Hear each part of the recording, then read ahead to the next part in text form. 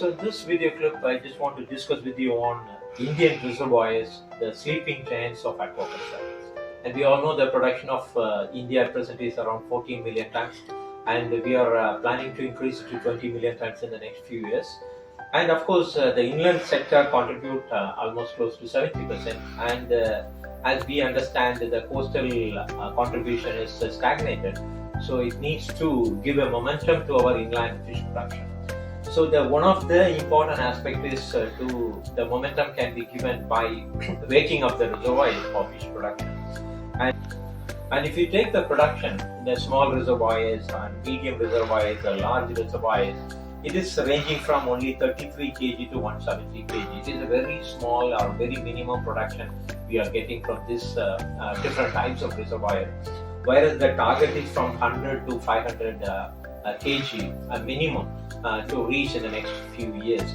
And if you compare with the reservoir production of some countries like China, it is almost like 700 kg per hectare in average, and even a country like Cuba is producing 200 and Sri Lanka 300 kg per hectare.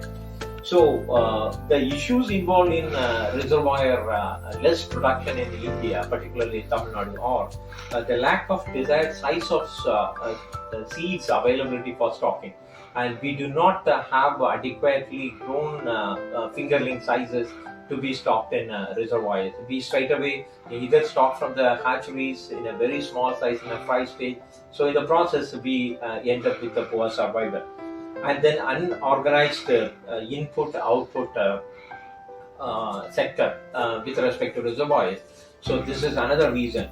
Then the ownership of the reservoirs, though we may not like it or not, it is with the PWD and with other departments, and the exclusive right of reservoirs management is very rarely available with the fisheries department. This is one reason.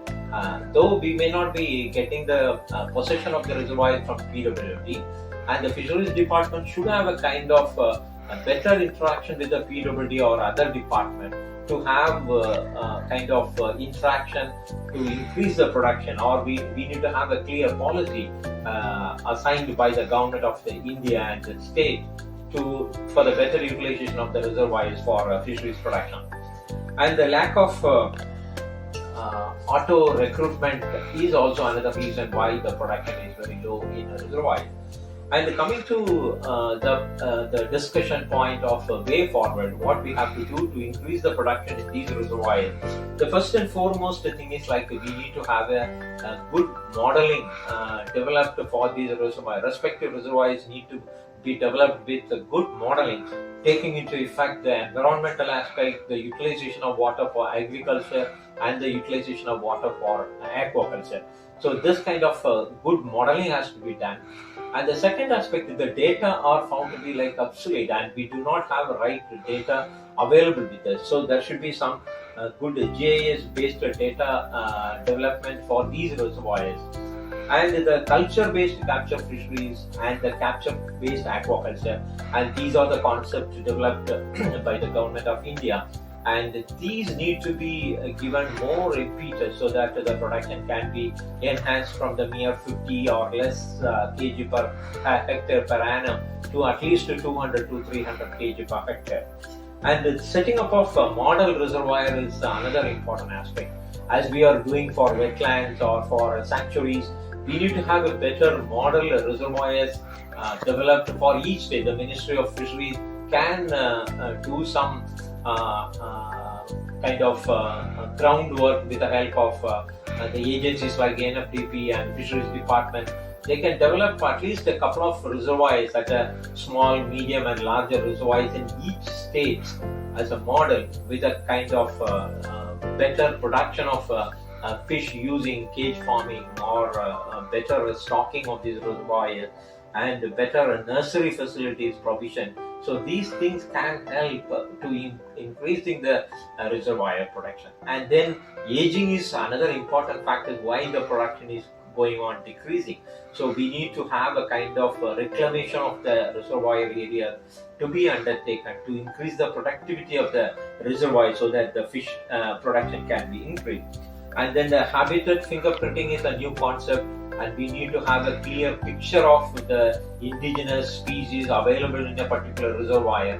And this habitat printing can help the policymakers and the scientists and the aquaculture producers to help enhance the production of these reservoirs. Then the species diversification, as we are talking about species diversification in aquaculture, we don't have to stop only with the major crops or certain minor crops in these reservoirs. It is time we need to think of diversifying species introduction in these reservoirs without affecting the ecology or the environment, so that the productivity or the production can be increased to many folds. The reservoir policy is very important. So the policies, the existing policies need to be revamped to the current requirement, and we need to have a good policies designed and developed so that we can increase the production. Stock enhancement should take place, and the community-based approaches. So wherever possible, that without communities' involvement in these reservoir development, and we may not be able to enhance the production. Now we are engaging the community only for harvesting the reservoirs. So that should not be the case. The community need to be educated, inculcated with the aspect that the reservoirs need to be protected. They need the small fry and fingerling should not be caught. There should be ecologically permissible fishing methods adapted in this reservoir, so that we should be able to protect these reservoirs, and the reservoirs will be in the long run help the community, and the livelihood of the community will be protected. So thus we can largely able to enhance the production to at least 1,000 kgs in the next few years. Thank you so much.